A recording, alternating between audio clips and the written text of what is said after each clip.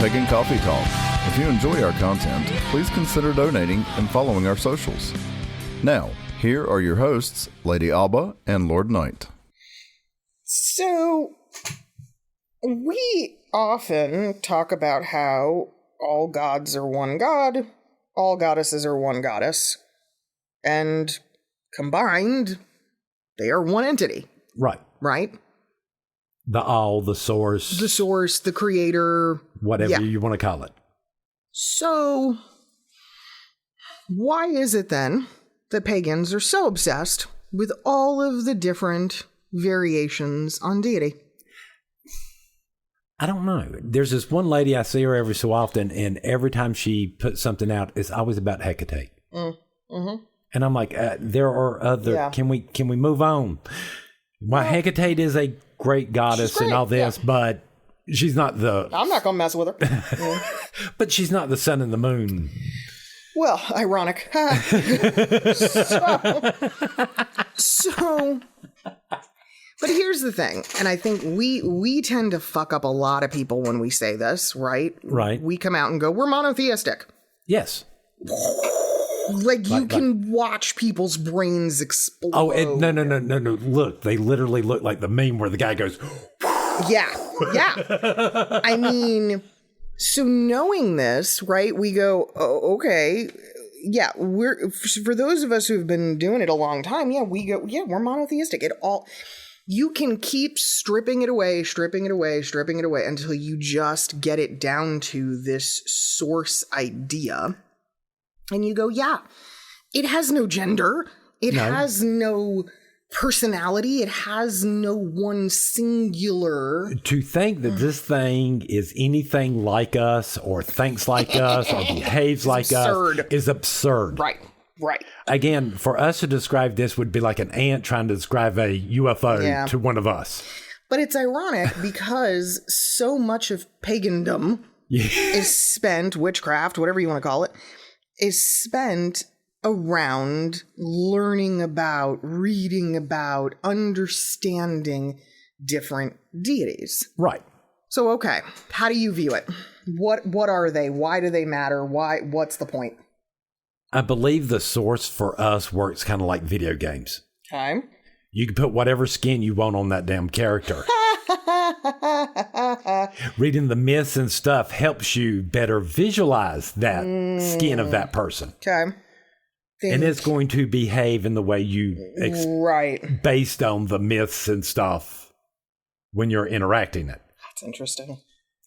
And I see it as, in order for us, like you said, for us to even remotely be able to understand deity, source, whatever, we have to be able to relate to it somehow.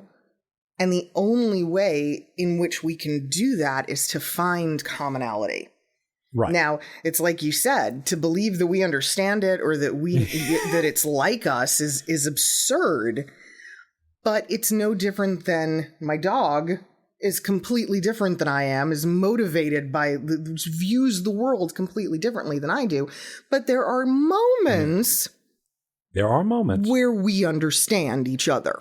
And we have the same view or the same desire, outcome, whatever it is. So it's relatable. Right. So to me, all these different versions of gods and goddesses are just ways in which we can find common ground. It also ends one other problem I see in the pagan community with the individual gods. All right. Does this mean that the Nordic gods are at war with the Celtic gods, or the Celtic gods at war with the Roman gods? Oh, God. So again, now you got this problem of different pantheons. It's where history overlaps, right? Right. It's where peoples come into play, cultures. I have long said the Vikings and the Celts are the same. Yes. I'm so sick and tired of people trying to separate them. I'm like, by all accounts, historically, the Vikings got around. We know that. To think that they didn't land in what we know of as the UK is a fallacy. Of course they did. Well, I mean, and again, if the invasion races came in like we think they did, they came into the British Isles, then they moved up to Maybe. I don't know. It's 6 of one, half a dozen, right? Did the Celts come first? Did the Vikings come? I don't fucking know. I don't care. I'm going to put it to you this way. If it wasn't for the second invasion of the British by the Romans, I believe the Celtic mythology would be more along the lines of Nordic mythology. Yeah. A whole lot more united and making sense. But I cannot help but think if you took at any point in history a Celtic warrior and a Viking warrior and plopped them down in a strange place in a strange land, they would be like, okay, we need to talk. Because they would be the only two relatable. There. Yeah.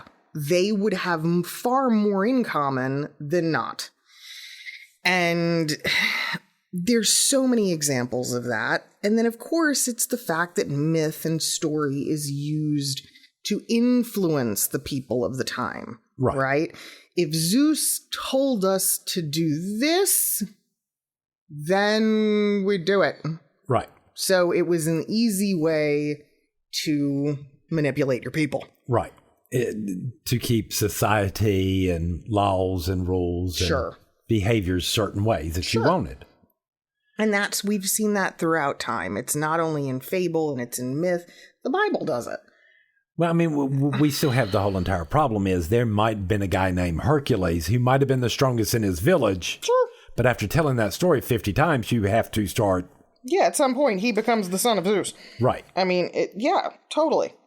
But I think the bigger thing that we see right now is that a lot of pagans, are obsessed with their particular pantheon.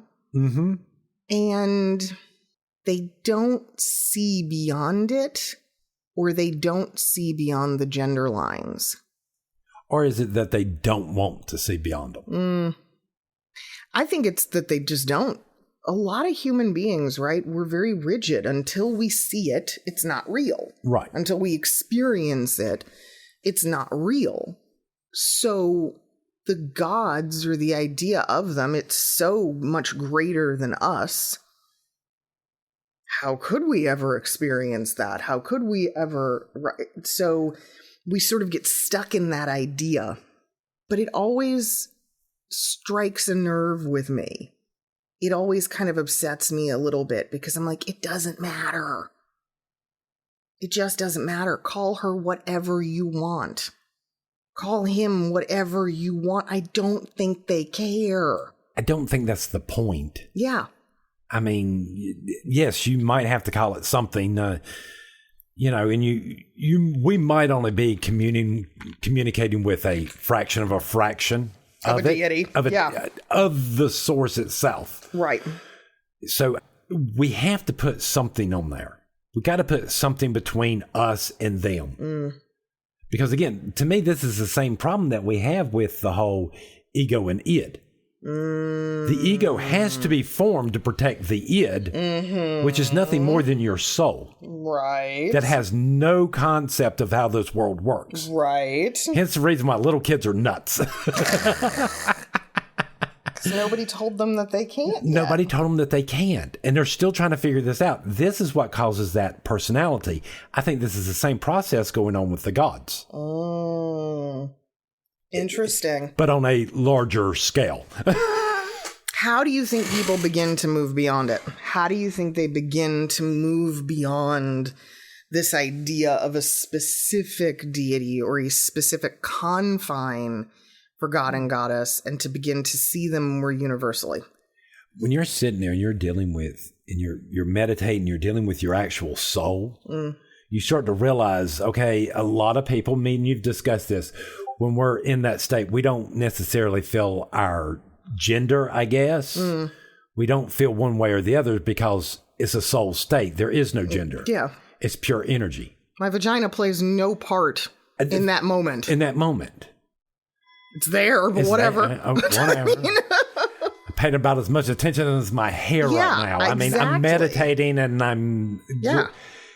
again, this getting to this state, if you start to understand that this state is the same state with the gods, that these are not things we're having to bring them down to our level. Right. We're not moving up to their level. Interesting.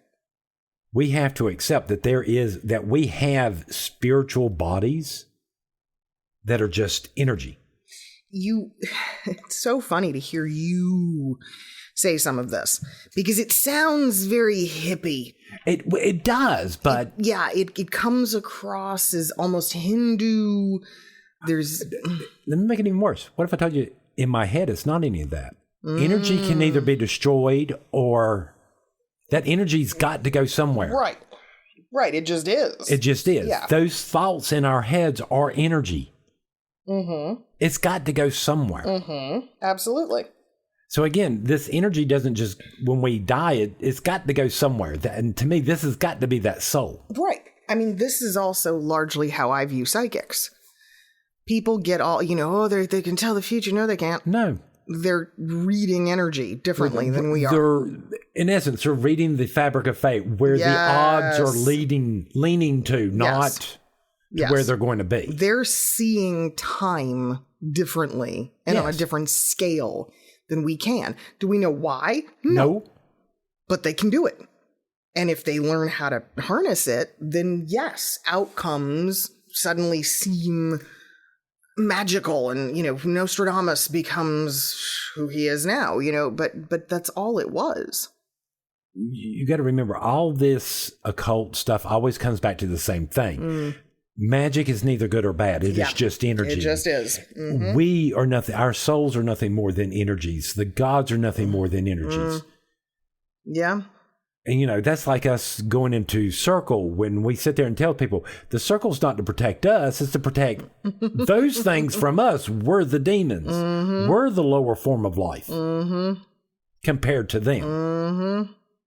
So and again, this is always probably going to be a struggle in the human mind to grasp onto something that is greater than ourselves. Yeah, that's that cosmic in nature. Sure. It's kind of like you see on them through the wormhole. Oh, yeah. Where he talks about it is very hard for us to imagine living in a fourth dimensional reality. Oh, yeah. Because it's so far beyond us. Right. Just like a two-dimensional creature suddenly being in a three-dimensional world would probably go insane. Right. Same thing for us. I can see that. I think it's something people need to sit with more, though. They do. Yeah, contemplate more, sit with more, or even move towards that language that is more generic, even inside of our circle. Just because we are a Celtic temple of craft does not mean that we are all consumed with those Celtic deities. No. We're really not. We almost never talk about them outside of classes. No. Yeah.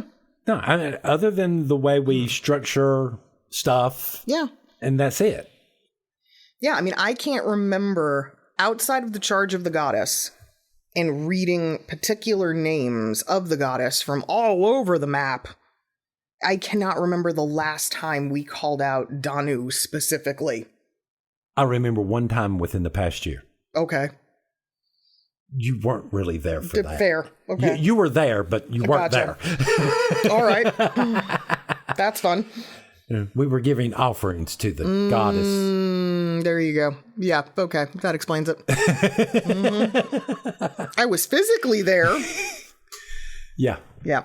That's why you don't remember that. I think that was the last time because I talked to Danu directly. That makes sense. I think I was the only one that did that, but that's just me. Yeah. I really do wish people would spend more time with it. I don't have a problem. If you're going to sit there and tell me that you're following a certain pantheon and these are the people you pray, these are the gods you pray to and whatever. And sure.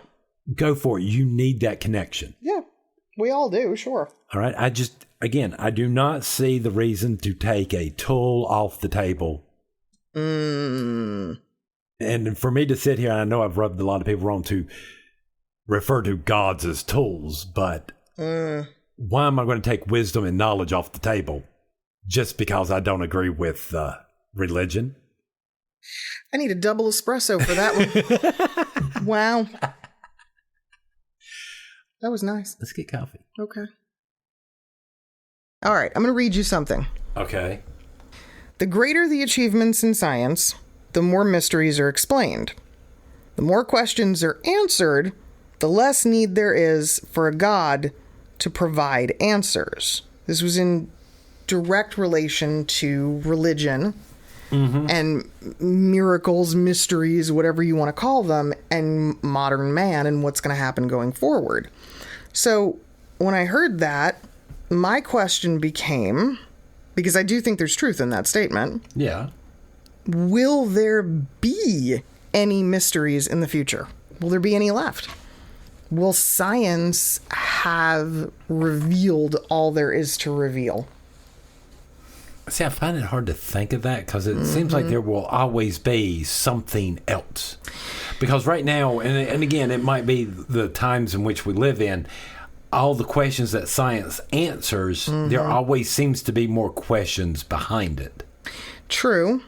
And it may just be a deeper meaning or look at things. But I mean, we can look back over the last couple hundred years and go, okay, things that people thought, right, were miraculous, were mysterious, were in direct relation to Creator. Now, yeah, they're explained scientifically. And we look at that and we go, well, they were dumb. Or, you know, they didn't have the same knowledge that we have now. Well, but that's a misnomer. Let's look at religions. Let's look at Buddhist. Okay. Science already proven there are microscopic animals and stuff and viruses and water and all this other stuff. Yeah, they live on us. They live on us. And again, some of them can make us sick and if it's not done right. Well, sure. All right. But to get the water to where it's safe for us to drink, we have to kill off these bacteria. Right. In the Buddhist practice, you're not allowed to kill anything. So again, that's a good point. So they don't believe that these microscopic animals actually exist because that means that they are now killing something. That's interesting because, yeah. But I also think, I mean, the Buddhist faith, and not that I'm an expert by any means, but I feel like the situation with Buddha and with, I mean, even Christ, you know, a lot of the messiahs, if you will, they set a standard of impossibility. Right. It's not possible to exist and not kill or harm anything. Well, it's not. Well, again, we said Buddhist, but we still have the same problem with, what is it, Christian scientist? Christian science, they don't believe in modern medicine. They don't believe, right. You're not allowed to do anything regardless if they have... Right. You pray your headache away. You don't take an Advil. Right. Yeah. Okay. So, again, we're seeing the same thing here. Is religions just going to stubbornly refuse to believe science when it starts to cross a certain... when we're going down this line, if they're going to solve the mysteries... I mean... I'm already seeing it happening. Yeah, you got me thinking because I mean, look, I absolutely know at least one devout Christian who refuses to believe the dinosaurs are real. Right. Were real. They are, in her mind, propaganda or some kind of falsification. That she doesn't believe they ever happened. She believes the Earth is 2,000 years old, right? That's the deal. My father believes the same thing, and that all the lizards and stuff were overgrown because the firmament and the whole 9 yards. We have the same thing. We don't want to believe science. We want to believe our religion. So again, here's where in the world I think you're going to have a problem in the future. Maybe not with paganism or witchcraft like we're talking about because... we tend to be a little bit more accepting. Well, but that's part of my point is that in that acceptance, are we going to hit a place where we go, there's nothing left, right? Well, because we're seeing it now, right? Modern society is pulling away from religion. People are less and less likely to be part of an organized religious practice. And part of what you see is like, look, I mean, I know people on all ends of the spectrum. I have a friend who's an atheist who, it's dumb. Religion is dumb. It's stupid. The whole thing is nonsense. It's science first, all that, which is fine. But I'm just like, oh, shit. Because for a long time, were considered, right, witches were considered knowledge keepers. Right. We had information, whether it be related to medicine, to astrology, timekeeping, seasonal changes. Oh, shit. The smithing, the very specific disciplines of jobs. Yeah, the crafts, literally. Yeah, they were considered sacred knowledge that only got passed down in a specific way. Now what? I mean, yes, I think there is going to come a time where science explains everything.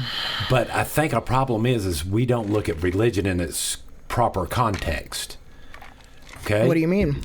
Well, and I'm about to get all sorts of trouble. Oh, boy. If we look at the relationship between man and woman, all right, the real relationship there, the majority of times the man turns out to be the provider, and it's the woman that injects the social aspects and responsibilities into the relationship. Yes. You with me? I agree. And social norms and stuff like this. This is religion's role in the bigger scope. Is that same thing of the women.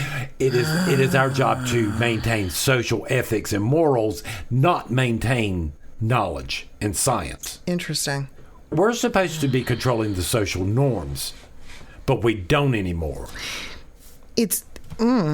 That's fascinating, because then when we get down to things like the preservation of craft and that very phrase, well, so what is it we're preserving? Right. We're preserving the ethics and the morals, like the ethics and morals of keeping your word, accepting responsibility, trying to maintain balance, following the laws of Lady Sheba. And this is where we're sitting there going, look, if you want to live a good life, okay, it's fine that we have all this stuff.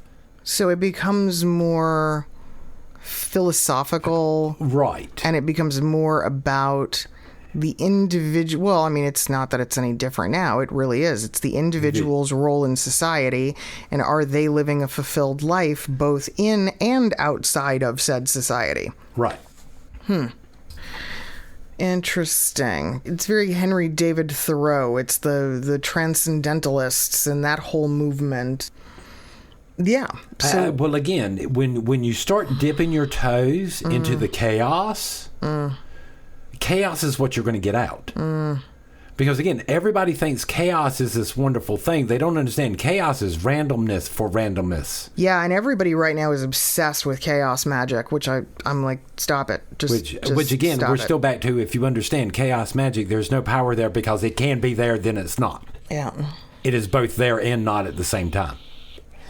Well, sure, but there are people who believe that it can be harnessed and that it can be directed, but then I'm like, then it's not chaos. It's not chaos. It suddenly becomes order.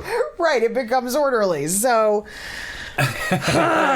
this is interesting, but you're right, because I mean, if you look at man as a chaotic being, religion strives to put some order in that, into the chaos. Holy shit!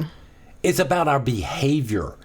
It's about us, not about how we behave in society. So the mysteries then become internalized. Right. The mysteries become about the individual and their growth and how they experience it, not the understanding that when the equinoxes take place and day and night are balanced, these are the things we can anticipate for the coming season. But again, and we've gone past all that. But again, as we move into the future, and again, it's brought up before, what are you going to do when we're on Mars? What are you going to do when we're on other planets that don't have the exact same seasons and tidal forces we have here? Right. There's something else that potentially comes later. We don't know. We won't be here for that, but I think we'd be here in some form. Right.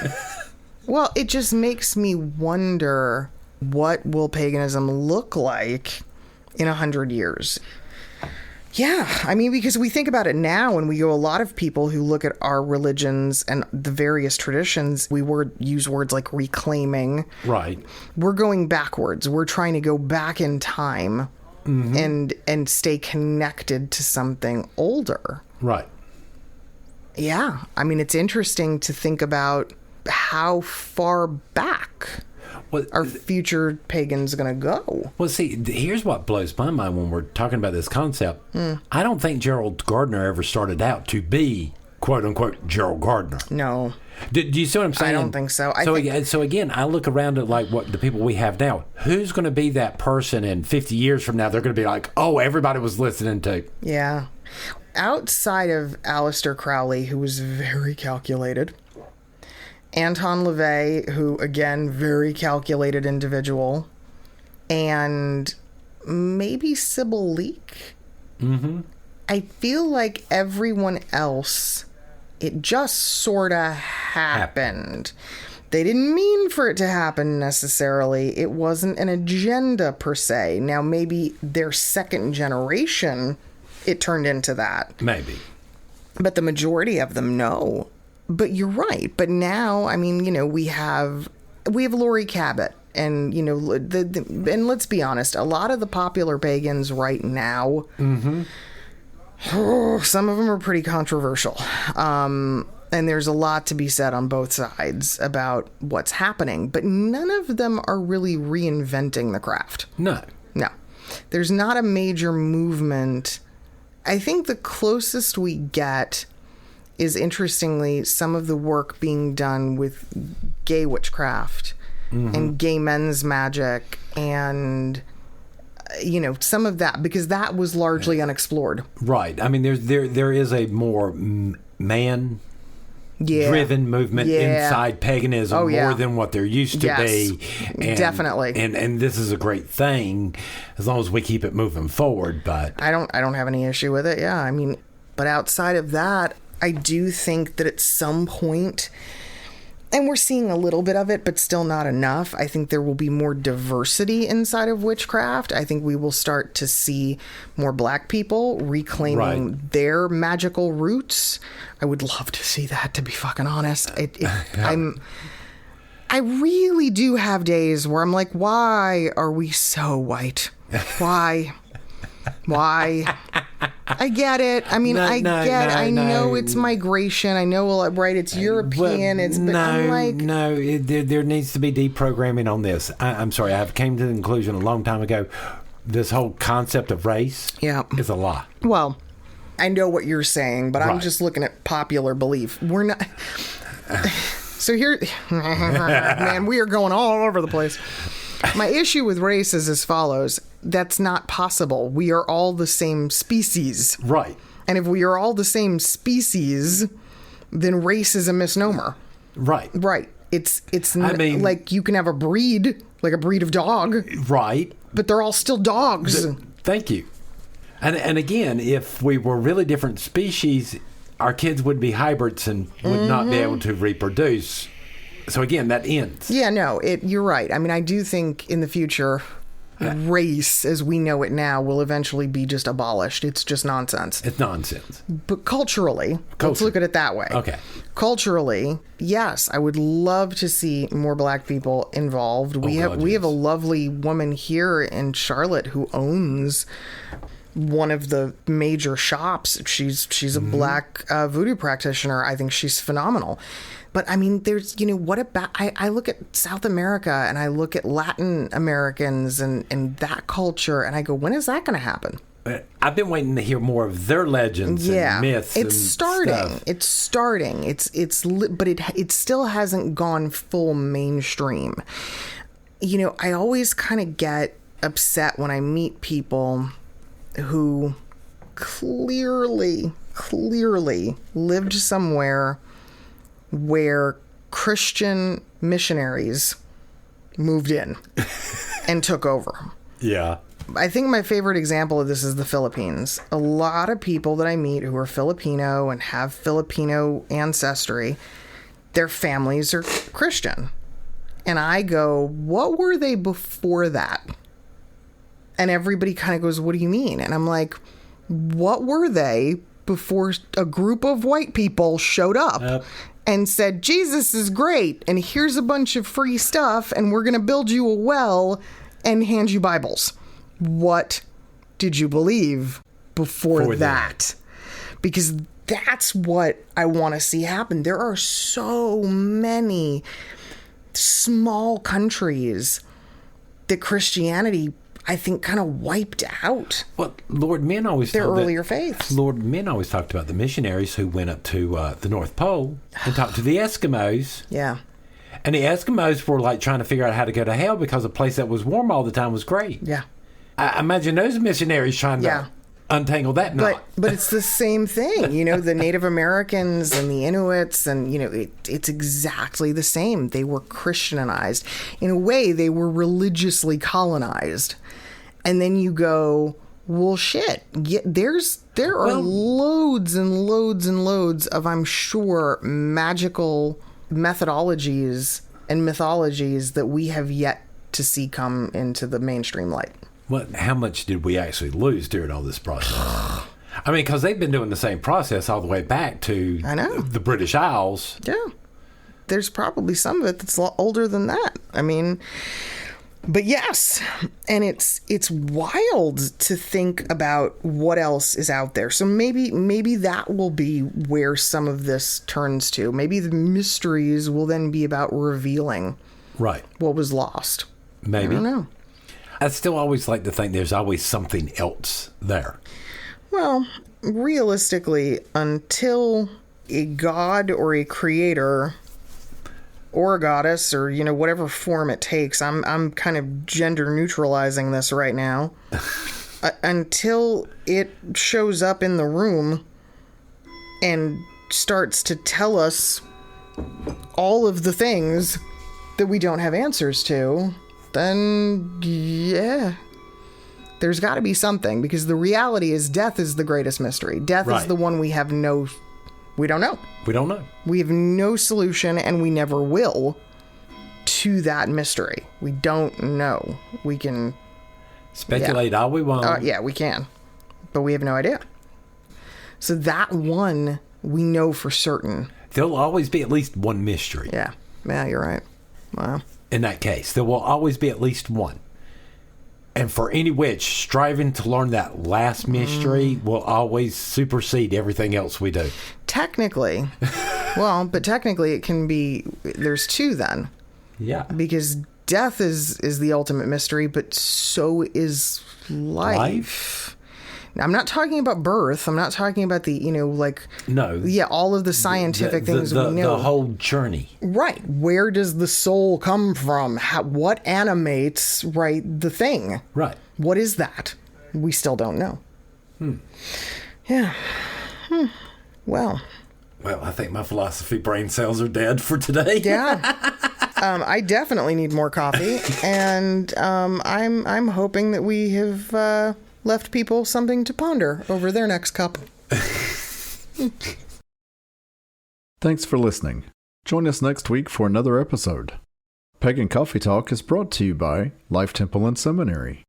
Please visit us at lifetempleseminary.org for more information, as well as links to our social media: Facebook, Discord, Twitter, YouTube, and Reddit. We travel down this trodden path, a maze of stone and mire.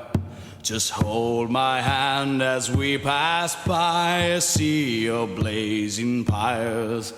And so it is the end of our days, so walk with me till morning breaks. And so it is the end of our days, so walk with me till morning.